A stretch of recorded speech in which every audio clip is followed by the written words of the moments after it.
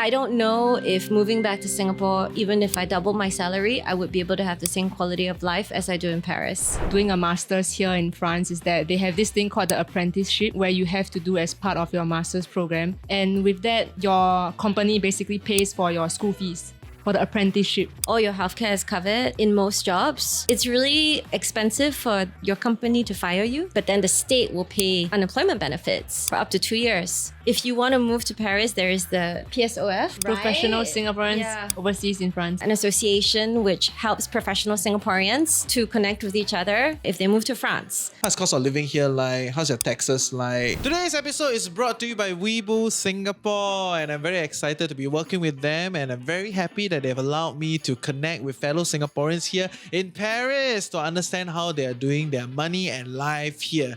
And interestingly, WeBull has launched a new feature called a Dynamic Regular Savings Plan, Dynamic RSP, which you will hear a little bit more about in the middle of the podcast as we dive into the features and how it can empower you to do money better. So yeah, now let's roll.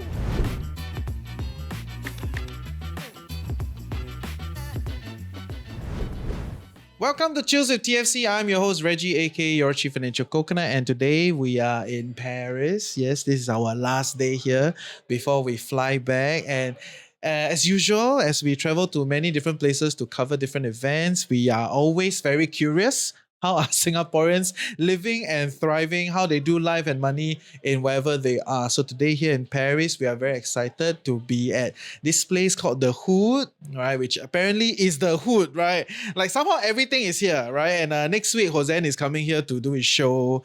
So it's a very successful local restaurant, and they have like whole community coalescing around here, which I thought was pretty cool. So thank you, Paul, for organizing this with us. If you're ever in Paris, you should check out The Hood, especially after like 2 weeks you sian of baguette and croissant and everything. Then you wanna like eat your chicken rice and all that, right? Then this is a great place to be. And we are joined with two fellow Singaporeans here with us to understand their story, why are they here and all that, and whether they still consider themselves Singaporeans, right? So maybe for start, for audience that don't know you, maybe you can introduce yourself. So hi everyone, thank you so much for having me here. I am Xiayin, or you can call me XY for short. So I have been here for around 5 years. I work as in customer experience as a digital and AI transformation area. And the reason why I moved to Paris was actually during COVID, and I have been enjoying my life in Paris a lot. Yeah, and for yourself? Hi, I'm Hannah, and people in France call me Anna because they don't pronounce the H.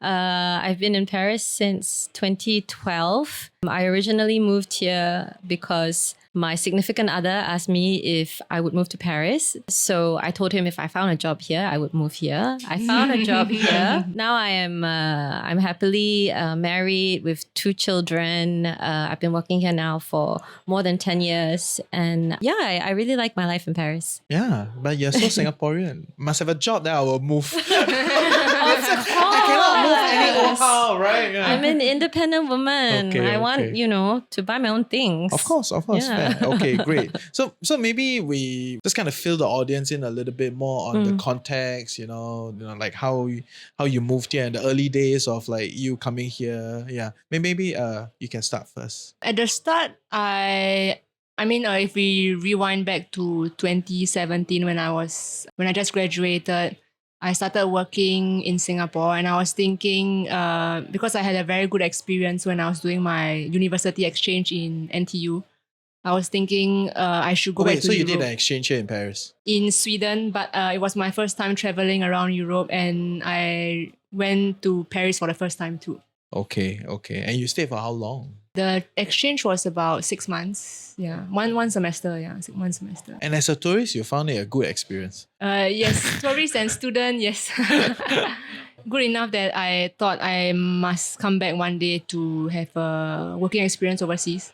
So fast forward, when I graduated, started working for a few years, and then COVID happened. So when COVID happened, when there's a lot of time for people to think about what they want to do with their life. So I thought maybe this is the time that I try to explore something overseas.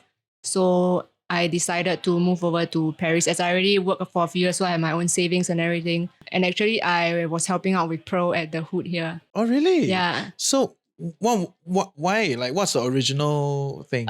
So I have a friend whose sister's good friend is Pro. Say like, she needs some help with community managing like social media. So I was helping her with that. So I came over, had this experience with Pro, helping out freelancing, and then decided to take a master's. And after the master's, found a job. And then that's where I am here right now. Okay. And then now you're happily career transition into where you are. Okay. Then we'll talk about life in Paris in a while. Yes. Maybe Hannah, you can fill in more than just like, oh, I find my other half and then that's it. Maybe how did you like come here in the early days? It's great that you have Xia Yin and myself. I mean, she graduated in 2017. I graduated in 2006. So we're definitely representing like two different generations. I think. No, not just that. I think she came here in a rash, right? You mean a rush? In a rush. Okay, yeah. She Yeah, came. right? That would have been. Okay. She came in a rush, right? Like she just wanted to like get out, maybe locked down for too long. Just wanna, but you came here a lot more thought through, Yeah, no, what happened was that I had worked in Singapore for 2 years in a law firm, and then I moved to Hong Kong where I was working I continued to work in the legal industry, and at some point I joined a French bank. And so all my friends were teasing me. They say, oh, you joined the French bank, you're going to meet a French guy, you're going to move to France. And I was like, no way, that's never going to happen. But then it did. And of course, like I said, I didn't move here to follow him. I didn't want to let go of my independence and my career. But I'd say I contacted practically a few headhunters. And for all you lawyers out there, at the time, I think a little bit less so now, they were really looking for English-speaking finance lawyers who could work on, bonds and capital market type financial products.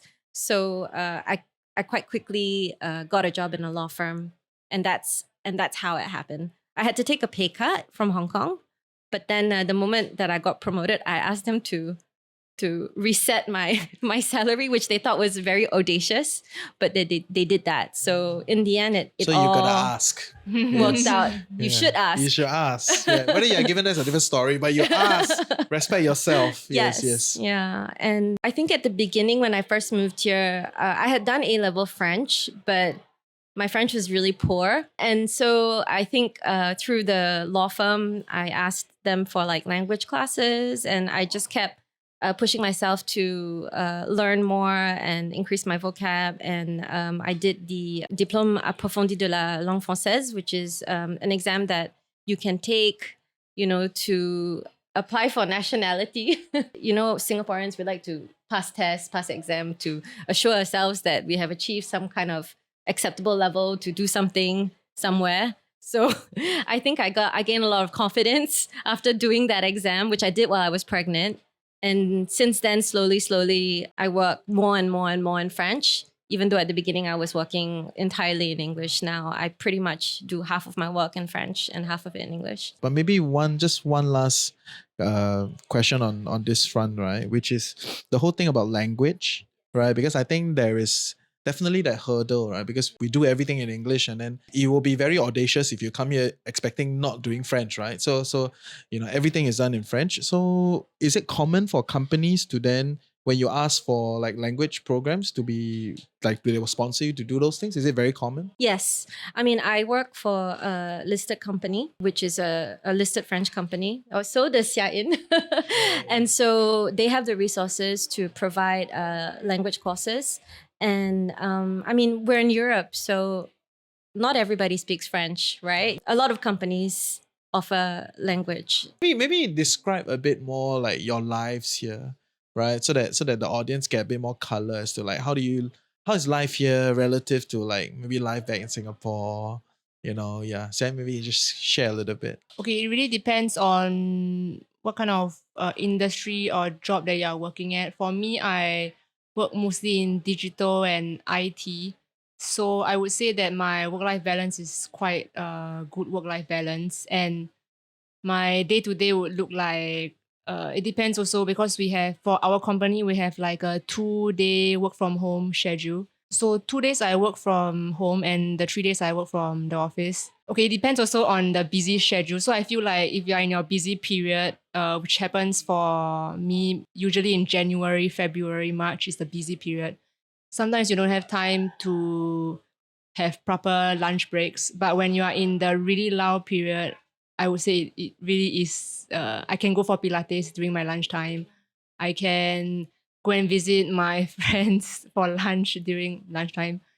And you end before But in Singapore, 6. you can kind of still do that also, right? Or you can't. In Singapore, I say it would be a bit more difficult because if I compare it to my previous job, which is the only job experience that I have in Singapore, which is as an industrial designer, it was all working from the office. So there was no work from There's no home. Pilates around the factory lah. Well, I'm pretty sure you can find something over Or there. you can start somewhere. Tai Seng needs a Pilates studio. Maybe give me a bit more color, like how is life outside of work for you here? So, okay, in Paris, right, there's this 4 seasons thing going on. So you know there's like spring, summer, autumn, winter. But that's everywhere, what? I mean, outside of Singapore, many other places that people will consider as 4 seasons. True. But I learned the idea of seasonal depression and also time for thinking. So what I mean is in Singapore, we have the same weather every day. So your mood is not really affected much by whether it's sunny or rainy because it's quite consistent. So your mood is kind of consistent in a sense. However, here with the different changing of seasons, weather, you can see people around you get agitated or get sad, get affected. If it's really rainy, you can see people are just like, oh, wow, it's raining again, blah, blah, blah at work. And when you see the sun is out, everybody is so happy. I remember visiting the doctor at one time when it was on a very sunny day after weeks of rain. And he was so happy and he was opening up the window and then he was like, oh, hello, bonjour, blah, blah, blah. Like in a very nice mood. And I feel this is a bit suspicious Yeah, because it's the wrong person. Yeah. It's a bit different person that I signed up for. it's a bit suspicious. Like why like everybody is so happy from the doctor to the receptionist to the staff around. I don't know, Hannah, do you have the same? The seasonal changes? Yeah. Yeah, I think so. I mean, when the sun is out and it's not too hot, yeah, a lot of people go to Park Moso and it's full of like picnickers. And it's really like, it's just amazing to see, you know. Sometimes on weekdays when I'm walking through, I'm like, don't these people have jobs? But what about like your life, like centered around, you know, like because like she's here Yeah. possibly alone, you know, like I mean, haven't revealed whether you're attached, you know. But I anyway, know. that's her world. Doesn't matter. It's up to her whether she wants to tell you.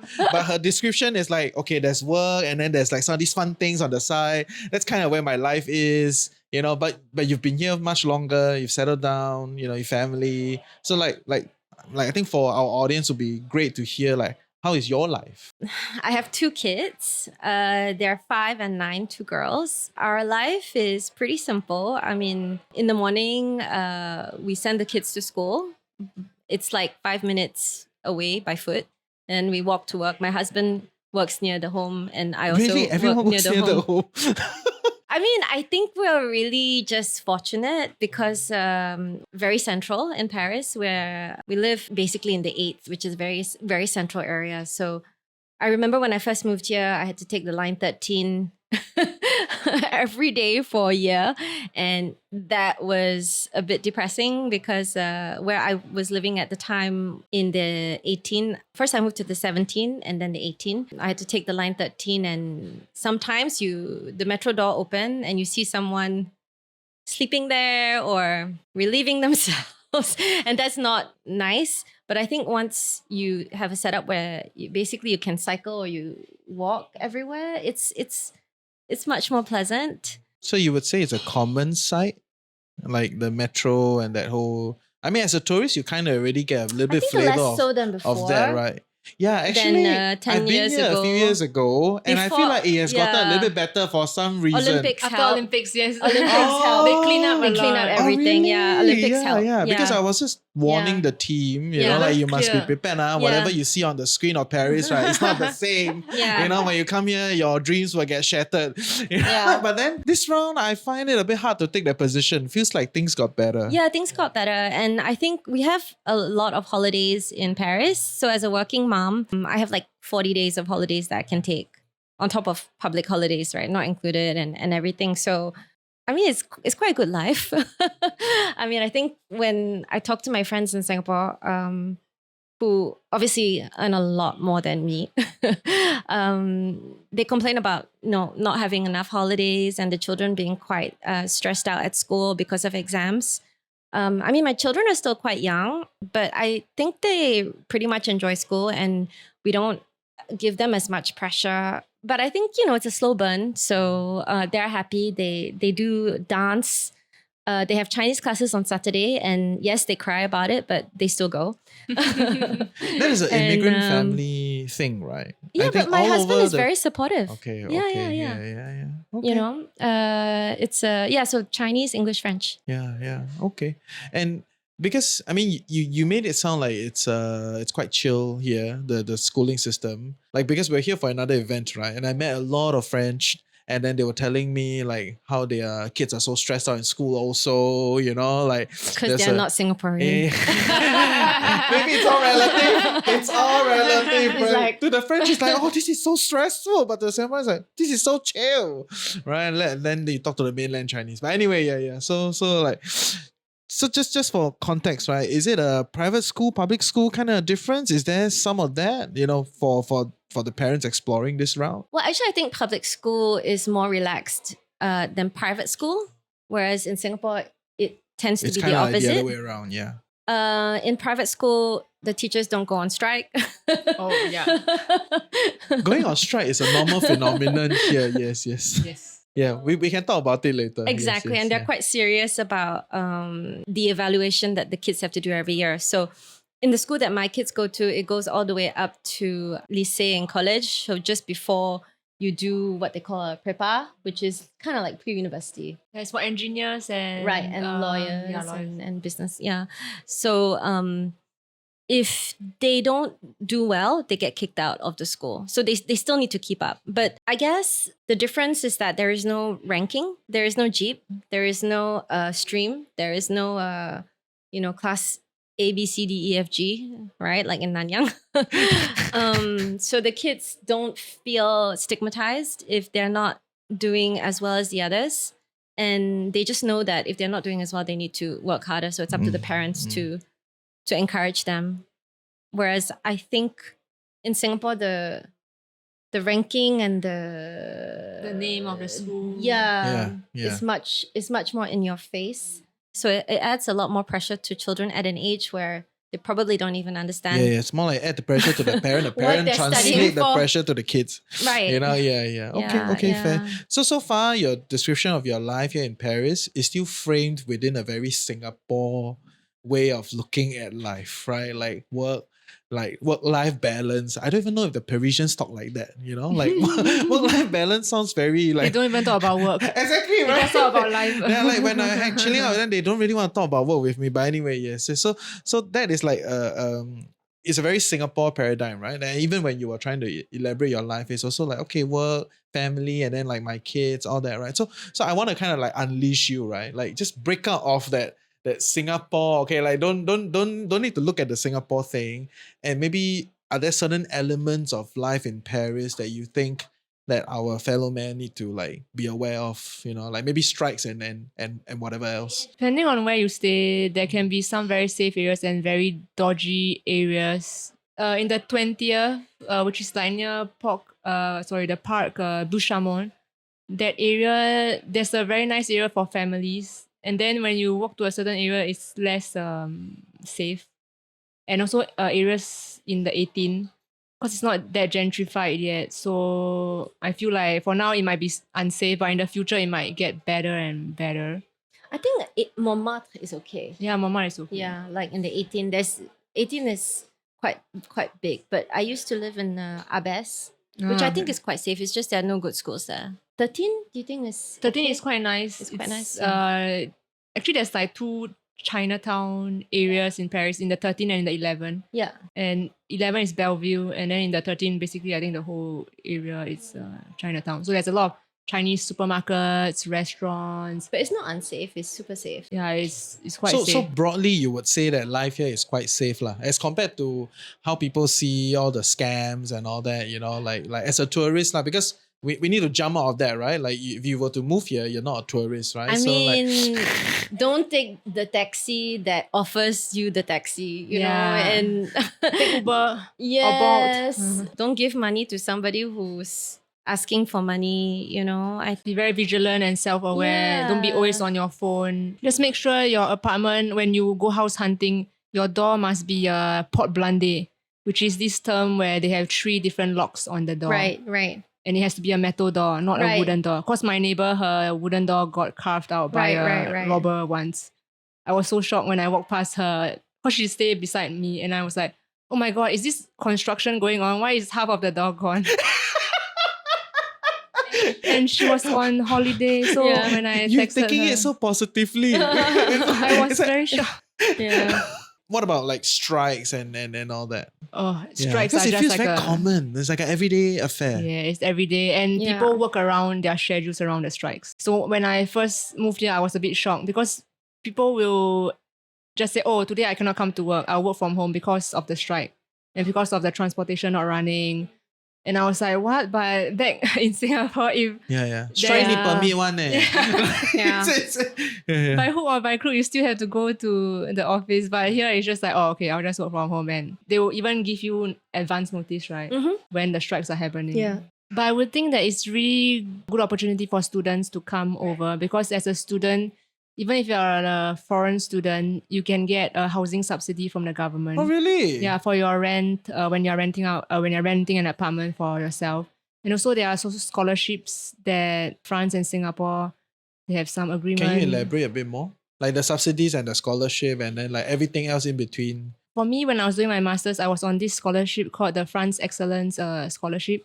And you can apply it, basically it's on... And it's written in English. The France Excellence Scholarship. Yes, it's written in English. Okay, I give it to you. Yes. So you can apply it on the French embassy in Singapore. They have a website. You can go and look up the terms and conditions because I did that scholarship, I think, a few years ago. So they might have changed their terms and conditions. But basically, the scholarship covers a certain allowance every month.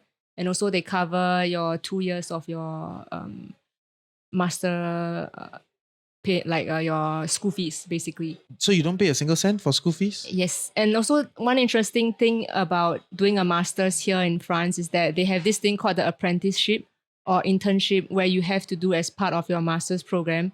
And for me, I had to do a 1-year apprenticeship as part of my program. So the first year is I go to school, and then the second year is I go to my apprenticeship, which is my current company where I work at. And also go to school, like it's like 1 month, no, I think it was a 3 weeks, 2 weeks kind of situation, alternate. And with that, your company basically pays for your school fees for the apprenticeship, this arrangement. And on top of that, they pay your school fees and they pay you a salary itself. So I think it's a really good arrangement if any young students in Singapore want to explore. Yeah. You got successfully converted into the firm after the internship and then Yes. they convert you perm staff. Amazing. Yeah. Actually, can you give me some numbers on that? Like, okay, so they pay your scholarship, right, for your studies. So that's out of the way. You don't need to sweat about school fees. And then like you're saying like allowance and like internship. Like what are the numbers, if you don't mind? So they gave 700 euros a month for the scholarship allowance, and they basically pay your return flight tickets. They pay your flight tickets? Yes. Not all the time, but just one time, in yes. these 2 years. Yes. There's a one-time ticket. Okay. Yes. And they pay for your school fees. So they pay for your school fees up to, I think, 5,000 if I'm not wrong. I can't remember the exact numbers, but around there. And back then, I was in a school that's a public university, so the school fees are lower. But the caveat is it's all in French. I mean, that's the whole idea, what? French excellence. So But you have ChatGPT and all the AI tools now, so no problem. As long as you want it, it can Yeah. happen. Okay. And then your internship, how much do they pay? so for apprenticeship, apprenticeship and internship is very different. Oh, okay. So okay. internship is called stage, and then apprenticeship is called alternance. So for internship, basically is 6 months, and for apprenticeship, usually it's 1 year to 2 years, depending on the agreement. So I did the apprenticeship, and with the apprenticeship, it's very interesting because it pays based on your age. So the older you are, the more salary you get. Not bad. I Oh. didn't know that. I think it's tagged to the minimum wage, if I'm not wrong. I could be wrong. Okay, maybe there are some information on the government website. But back then, I think for the apprenticeship, because I was already above 25 years old, I think the threshold is above 25, or was it 26? You will be paid more than someone who's under that age threshold. So it was about, I can't remember exact, but I think it's about 1,600 euros. Not bad. And what? Not it's bad. all non-taxable. Yeah. It's not bad. So 700 euros for your accommodation a month, right? In this 2-year program. And then like first year you are studying in school, so you're not doing this apprenticeship thing. And then the second year is about 1,600 a month. To 7, I can't remember, but around that. Yeah, that it's okay. I range, mean, yeah. this is a few years back, right? Anyway, everything inflate already. A few years back when I came here, the metro was like, what, 130? Now it's Now it's like 255. 255. I can't accept this thing, but anyway, it's what it is, right? So just to kind of like lay some context, right? Don't mark our words. Just go to the French embassy in Singapore to get more information, okay? For our audience that don't quite know you yet, could you introduce yourself? I'm Kok Yao. I'm the head of investment and business development at WeBull Singapore. What are some things that your clients like feedback to you? What do they want to see and all that? Some of the recent feedback that we have is investors, they want us to provide them with the API connectivity to their trading programs to help them invest better according to their strategies. Another feedback that we normally receive will be on the market data. So investors, they always wanted more and more news source, right? Never ends, more this thing here. market data. Yes, you're right. Never ending, but we do what we can to provide. One other interesting thing that our investor has asked for is to enhance our traditional regular savings plan. What we have done is come up with a first in the market, a dynamic regular savings plan. So what is the dynamic RSP? A dynamic RSP uses a value-based approach to your traditional RSP. For example, an investor wanted to invest into a particular stock across time. So what it does is that accumulate more when market dips and accumulate less when markets runs up. So over the time, right, there's a very good chance that you'll accumulate the stock at a better value. So you mean this is done automatically? Yes, so a client can choose whether he wants to use dynamic RSP or the traditional RSP for the stocks that he wants, right? So he can have a mix of both at the same time. And on top of that, we now have true zero pricing for our US stock and ETF, which means that every dollar that the investor invests in goes into the investment of the stock itself. No other fees. So how is the response so far? The response so far has been very positive. We're beginning to see more and more of our investors using this dynamic RSP feature versus the regular RSP. I mean, it is the first in the market. So WeBull launched this first in the market dynamic RSP feature. Check it out. We will talk a little bit more about it later. Now back to the show. Move on to talk about the hot and sexy thing, which is the money part. Right? I think that's what everyone wants to know, every Singaporean wants to, because I think based on the life that you've kind of like described, right? Like how much does it cost? How does it look like here? That whole shebang. I think that is quite important. So maybe kind of provide us some context. Like how's cost of living here like? How's your taxes like? What is the structures and all that? When I bought my first apartment in Paris, So originally you rented first, is it? I rented for a year. Okay, so that is in the 17. Yeah, in the The part 17, you I was staying in rented, okay. Batignolles, but it was Okay. like a tiny like studio But apartment. everything is tiny here. What? All the apartment, I walk past all the realtor. Yeah, you it's like you gotta be 42 tiny to live in Yeah, Paris. right. Yeah. 42 meter, 38 meters. I was like, huh? Who lives in this type of apartment? And it's like, 600,000, 700,000 euro. Yeah, so, sorry, yes, please continue. Yeah, I can't remember how much we paid, but it was like 12 years ago. So it's probably something like 800, I think. Yeah, it was very small. But we didn't stay there for that long. And then we bought our first apartment in Rue Legendre, which is in the 17th. And back then it was around 460,000 euros we paid. But my husband and I, we both working. So, we could get a loan and we could buy that apartment quite easily. And we spent a little bit of money to do it up. On the first night we were there, we felt the metro underneath the line 13. So it was like, why did we buy this apartment? Yeah. So we lived there for like 2 years and then we bought our next apartment. We managed to sell it actually and make money from it, and which was really great. We bought our next apartment in the 18th. So then it was near Abes, which is basically where Montmartre is, like a really nice, touristy but not so touristy area. And then it was slightly bigger. It was like 80 meters square, 85 meters square, and 3-4 bedrooms. And even then, I think we only paid something like, my husband will say this is totally wrong, your numbers, but it was less than $1 million. And so we stayed there for 5 years. And then after that, we kept looking for another apartment, like in a more central area near good schools, because I'm Singaporean and my husband is, he might as well be. In the heart, we need to be near good schools. Right. You will see. And we looked at apartments everywhere, like in the 7th, in the 16th, in the 6th. These are quite like nice family-ish areas. And we actually only found one after looking at 30, 40 apartments, because there are not that many apartments in Paris, to be honest. We don't have like big buildings. It's mostly Haussmannian. There's mostly like 6 floors and mostly old people living there, until whenever.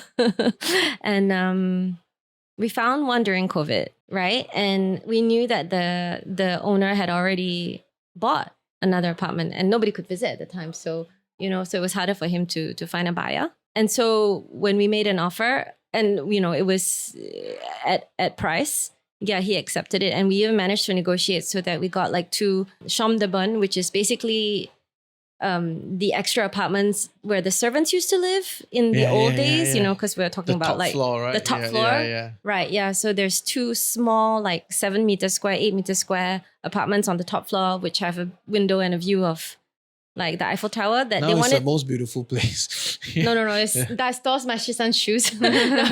Oh, I shouldn't say that, but he wanted to sell it to us for 50,000. I said no, it's free or nothing, right? So then we got that for free, and a cave, a cellar to put wine or whatever barang you have, So and the apartment is like 135 meters square. Okay. So in a much nicer area. But the reason why we got it is because it was on the first floor. So most people won't look for apartments on the first floor because they will look 3rd and up. Because first floor, it's like they would think that they have no sun. And in Paris, people are always looking for the big living room, open kitchen, or sometimes even with dining, just like a huge living space and lots of light and big windows. But because we are our apartment is actually on a bridge, right? When you get there, you realize it's on the first floor, but actually it's on the 3rd floor, and we have no view. So then I was like, wow, people are not going to know this because they're not going to visit an apartment. They filter out the first floor, you see. So don't filter out the first floor. And so I think because of all these good, conditions, we managed to get the apartment at a pretty good price. And the loan at the time was so low. I mean, it was like giving away free money. Our interest rate, and it's fixed for like 30 years, is like less than 1%. 30 years fixed interest rates. That's unheard of in Singapore. I know. Yeah, but they also don't have credit cards in France. Okay, no, it's fine. It's okay. You don't need to buy groceries on credit. You're fine. Great. I think that was intriguing. But then maybe what about wider kind of like state systems? Are there like in Singapore there's like the like CPF, is HDB, or like insurance? Like how do all those things kind of work? I think in France, the interesting thing about savings, I would say, it's if you are working in a big corporate company with more than 50 employees, there's this thing called the participation intéressement, and it's linked to your employee savings account. So with that employee savings account, you can save on paying income taxes. So if you hold the money there for 5 years, you won't have to pay the income taxes. But of course, you still have to pay social security charges, which have increased this year to 18.6. It was 17 point something the year before. So participation intéressement is it's like a sort of a sharing profit thing. If the company is doing well, they will share the profits with the employees. Oh, it's a given? It's a Yeah. yeah. It's like written in the system when you signed up for it lah. Yeah, I have that too. Okay, interesting. Yeah, so it's a bit like a SRS plus CPF kind of thing. I don't know how in tune you guys are with these things anymore. There are too many acronyms. Yeah. SR is the special retirement savings scheme. Yes. It's like it's like a tax-free until you draw down, or over the course of time. So, okay, so there is some sort of retirement account here that has this element of like performance tied to your company, how well it's doing, and then tax exemption if you put the money inside this account, something like Yes. that, right? To kind of facilitate your longer term needs. Okay. Then what about near term, like, medical and all those? Like, is there like welfare, NHS type of thing here? Oh my or gosh, like, I forgot to mention, yeah, right? Yeah, like, Medical is mostly totally paid for with our social security. okay. And okay. if you have what they call a mutuelle, which is offered by most large companies, it will complement whatever social security pays up to 3 times, depending on the contract that you have. So it's like an add-on insurance. right, yeah. So when I bring the kids to the doctor, I hardly have to pay anything because between the social security and my mutuelle, it's practically all free. And I had to do IVFs, and I saw a private doctor, and I'd say 75% of that was covered by my mutuelle and my social security, which was really great because then I didn't have to think about the cost of it while I was doing it, which is already stressful. Like numbers is one thing, right? I'm quite intrigued by the psyche of how is it like then, because like in Singapore, when you in the system of the day is that okay, there's some sort of a insurance baseline, then you can add on and then what have you, but there's this deep anxiety amongst a lot of the professionals that what if your medical bills were like to go bust, right? Probably not as bad as where the US is, right? But then Singapore is kind of like somewhere in between. People feel that anxiety.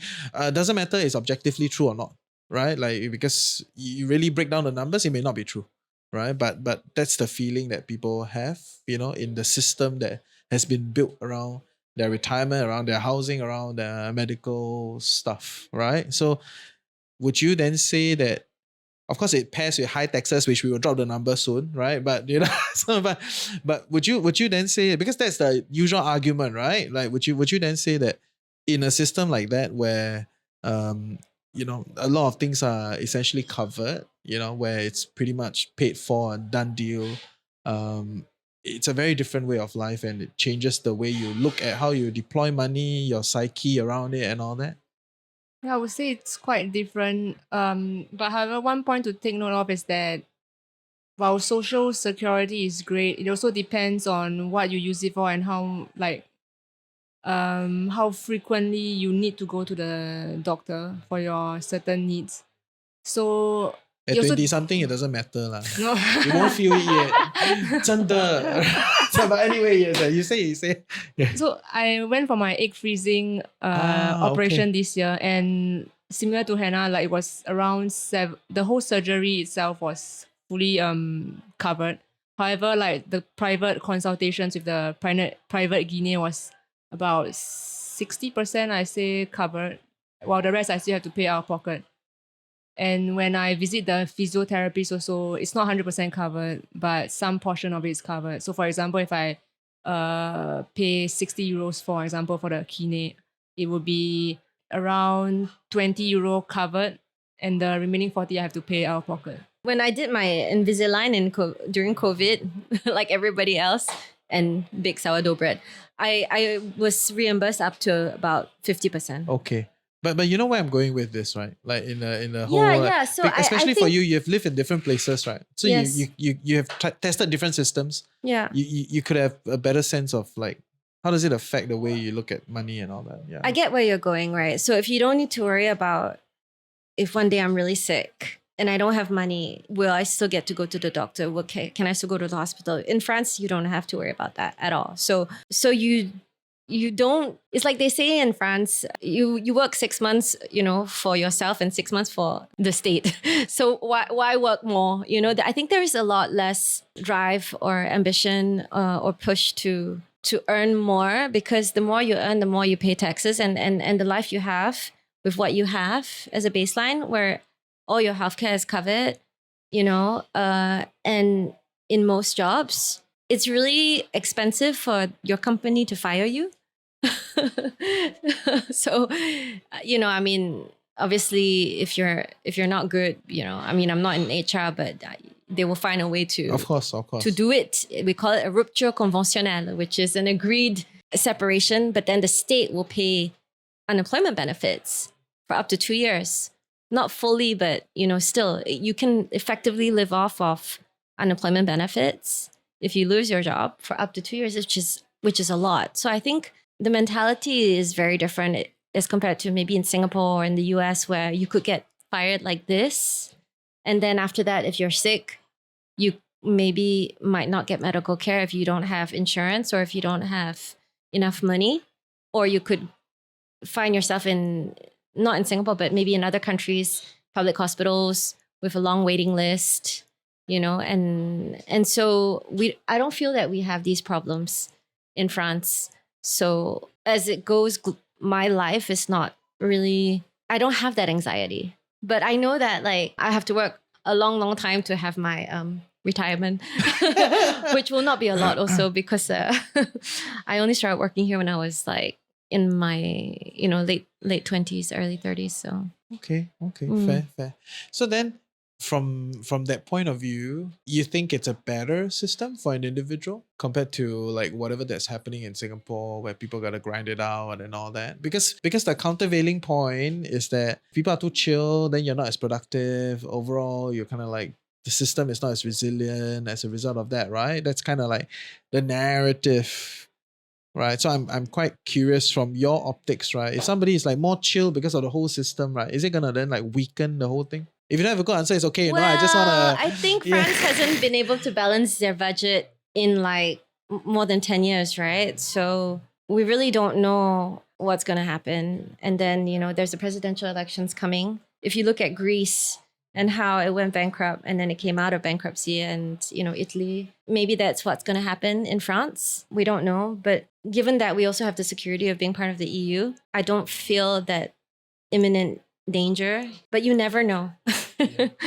Okay. Yeah. So I think the boogeyman in town is like, what is the tax rates and how is it tied to your salary and that whole bit, right? Maybe if you can just kind of like share with us a little bit, like how does this like salary ranges look like, and then like how does your tax kind of move along, and is income tax like the biggest tax? Like just so I get some ideas here. So the taxing, how it works in France is that before you get a cut of your salary, it's deducted about 20 to 30% for social security charges, for unemployment. So it's deducted before it come into your bank. Yes. You cannot sell tax. It wasn't like this before. Oh really? Yeah. It wasn't like this before? No, they introduced it, I think, recently. Okay, in the okay. past 5 years, I say. Okay. Let me say there's a lot of weird things going on, but yes. So 20 to 30% goes off, and the remaining are subjected to income taxes. But the income taxes depends. If you filed your income tax the year before, you will get a percentage shown in your salary slip. If not, it wouldn't be deducted, and you have to declare it during tax season, which is around March. Yeah. Anything else to add on tax? I feel like Because for, you're saying like you're on the higher echelon of the tax bracket lah, right? So like, how does it look like from your optics? for families, they have really good tax rates for families. After 3 children. Oh, it's up. I thought Yeah, with two yeah. So children there. okay. 2, I don't feel that I'm getting anything. Gotta have 3 or more. No, but I think you can have your tax assessed on an individual basis, or if you are married on a as a couple. So I guess if you have very different ranges, it could help to lower your tax rate. Yeah, but at some point there's no difference. But the reference of 50% as Yes, about as a 50%. higher, Yeah. everything deducted. I don't think there's you know. I don't think there's more. I'm not sure. Okay, no, it's I okay. don't it's think okay. we have the Yeah, but I know that they are constantly trying to introduce more and more taxes. No, I get it. I mean, it's a thing when you look at the Singapore tax system. It's very clean as compared to like in Europe and in the US where there's a lot of like plus minuses and all sorts of stuff, right? So I think that's where. But I think a good reference would be like half your salary is going to all these other things, right? Social security, all the systems, all the taxes, but capital everything. gains tax is lower. So it's around 30%. So if you're waiting for carried interest from a fund, or if you are divesting your shares in a company, like for example, I get free shares, which I can sell, then tax in that is It's lower. not that free, like it's an equity program to keep you in Right, the yeah, house. yeah, lah. yeah, They want to keep you there. Keep working for me. LTIs. And then, intéressement participation as well. So I think the wages are structured, has a lot of variables. Yeah. So obviously you have your fix, which is not high. And then, you have bonus, you have equity, you have intéressement participation, which we count. And of course you have 40 days of holiday, which, is not nothing if you count. And summer allowance. And summer holiday allowance. Yeah, and exactly. travel allowance. Travel And allowance. CSR. Yes, that's right. So CSR is, how do you explain CSR? It's like imagine you have your own travel agency, or it's like we have benefits to everything. So we have what they call we have a free debit card for eating every day, which we call a carte resto, and half of the amount is subsidized by the company and half is paid from our salary, up to about 30 euros a day, depending on what structure you have. So when I eat in the weekdays and even on Saturdays, I'll use my card, and I know that half of that amount is subsidized by the company. So you can even buy groceries with it, but not all cafes accept it. So Right, my face looked very lost because like 有这种东西咩? Right, so yeah. Okay, but Yeah. it is a system here. And your Right. transport Transport, allowance, they cover, for my company, they cover about 60% of your travel expenses. It depends. If you are taking the metro, they'll pay for your subscription. If you are taking the bicycle, they'll pay for, I can't remember, they have this, because I don't take a bicycle, but there's some they help subsidy. to subsidize the purchase or the rental of your bicycle. Okay. Fair, Yeah, but fair. I think these are all like chump change. Marginal lah. That's for all people small who- things you know. Yeah. yeah. Maybe when you first come here, you think it's important lah, but eventually, Yeah. as your life settle in, these are chump It's change. like, for me, Yeah, the yeah. substitute of not having credit card benefits. Yeah. Fair.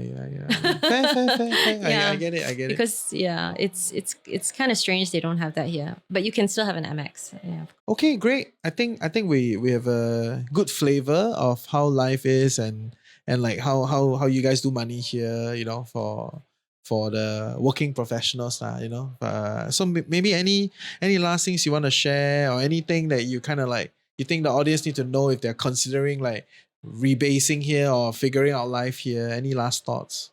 There's this interesting EU law that has been passed recently. It's regarding the compensation salary. So like, I think It has to be salary, right? Yeah. Singaporeans care about it lah. It has to be salary. No, Yeah, I tell find me. it very interesting because Yes. now when they're hiring, they have to put in your salary range. It is compulsory to put in the salary range, and your hiring person cannot ask you what your previous salary is. And when you get hired to the job, you can request your HR to give you a comparison of the other salaries by gender base, and you can compare whether your salary is up to par with the organization's other salaries. Oh, So that is interesting. It's not in place yet, but it has been passed, and at the EU level. yes, it will be Okay. rolling out for the next 2 years. So if you want to find a job in Paris, brush up your French, and then I'm pretty sure by then the law will have rolled out and you can see all the salary range and decide whether you want. Don't need to sweat about competition. Exactly. Okay, fair. Any last things you want to share for our audience? Well, I think that, moving to Paris is really a lifestyle change. I do think that you might find that you might end up earning less, probably, unless you're expat, here with like L'Oreal or, one of those big companies, big MNCs. But overall, the cost of living, the cost of the apartments, the cost of schooling, which in private school, by the way, is very cheap. It's like 2,000 euros a year per A year? per kid. Yeah, Oh, that's very cheap. yeah. And you call that private? Yes. Like, what's so private about? Because we are comparing to the. I know. I know. It's like 80,000 a year. Right. As compared to like 2,000 a year. It's just not that private. Not that private. Even the international schools are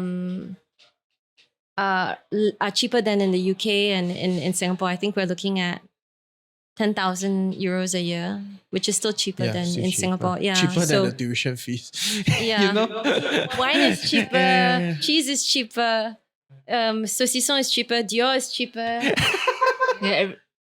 Everything French brand related is cheaper. Your La Roche-Posay, your Yeah. French skincare brands. Traveling around France is cheaper. Obviously, traveling around Europe is cheaper. And, I think overall, I don't feel poorer because life is cheaper and France is in itself quite a rich country, you see. So I think we have access to very high quality products and services. And so I don't know if moving back to Singapore, even if I doubled my salary, I would be able to have the same quality of life as I do in Paris. I think everybody, okay, I can't say this for every city, but I think Paris has this like image in a lot of people's like minds, right? Like whatever it is, right? And it's usually very romanticized lah, right? How is that different? Like how was your original impression of like in your head, okay? So we're not trying to like factor everyone else's, but you already have some thoughts about how Paris life is as compared to then living it. How is that different or how is that the same, just so we kind of wrap up with some color on that front. I think that don't wear berets in Paris. I mean, it's not. Yeah, I think people who have that romanticized view of Paris and think it's the city of love. I think it's the very opposite of the city of love. I mean, I think it's beautiful, but I think people in France are. I wouldn't say that they're unfriendly, but French people are very frank. They're very to your face. But when they like you, then they can be like long friends. Yeah. And there's no such thing as service in France. and there's no such thing as a there's no perfect city. There's ups and downs in every country. And I think, when I first moved here, I didn't really have any Singaporean friends, and it was very hard to find Southeast Asian food. And this has all changed a lot. We have the Hood, which we're here. We have good Singaporean food. There's also Kaya Cafe, and we found each other through Singaporean friends. And if you want to move to Paris, there is the PSOF, right? Professional Singaporeans overseas in France, right? Which is it's basically an association which helps professional Singaporeans to connect with each other. If they move to France. Awesome. So there are networks here to help you to find your way around Paris. And I'd say much more people speak English here than they did before. I'd say it's probably easier to move to France with limited French than to move to Japan with limited Japanese. So just go for it. Yeah, go for it. Yeah, right? just Okay. go just go for it. Just go for it. Yeah. Fair. Thank Yeah. you. I Yeah. hope you had a good time. Thank you for Yeah. your time and sharing. If our Yeah. audience would like to connect with you, is Yeah. LinkedIn a good place? Like, where is a good place to connect, or is it through the professional network? Yeah, I think you can contact PSOF. We can share our. I mean, I'm happy to share my LinkedIn and my Instagram. My LinkedIn is Hannah HANNAH Kung KUNG. So you can find me there. For me, you can just reach me at Instagram because I'm not very active on LinkedIn. It's okay. She's not there yet. Still having the life. So it's a XY in Paris. XY in Paris. Hopefully she blows up, right? Then there'll be a Netflix series. So yeah, okay. Thank you for your time. Thank you very much. It was really Appreciate fun. it. Yes, and I hope you enjoyed today's episode. I had a great time in Paris. Definitely, I think it's more expensive than before, but better than before from a whole live environment kind of situation. So yeah, I'm not gonna move here anytime, but if you are, can always connect with the Paris Professional Network. So meanwhile, take care. We'll see you next week and next episode of Choose the TFC. Bye-bye. Bye. Okay, so that's all for today's episode. I hope you had fun listening to how some of our fellow Singaporeans are doing life here in money in Paris. Once again, I would like to give an extra shout out to WeBull Singapore for working with us and their new feature, the dynamic RSP. If you want to find out more, either you download the new app or you click link in the bio to go and check out the features, and I hope it supports you in your money journey. So meanwhile, take care. We'll see you next week. Bye-bye.